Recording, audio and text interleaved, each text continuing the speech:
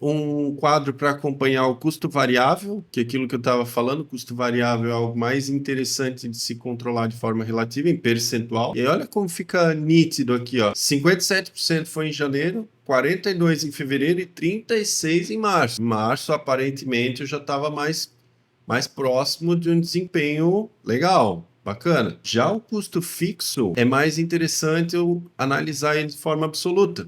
E aí aqui também, ó, 29 mil em janeiro, 28 em fevereiro, 31 em março. Custo fixo eu tive pouca variação. Lembrando que assim, não é porque é custo fixo que nunca vai mudar. Tem coisas, energia elétrica, por exemplo, energia elétrica é um custo fixo, mas é óbvio, se a minha casa tá cheia, eu tô cozinhando mais, eu vou usar mais energia. Água, eu vou consumir mais água. Não é porque é fixo que sempre tem que ficar estático, né? Eu tenho que respeitar que o aumento significativo das vendas vai refletir em alguns grupos do custo fixo também.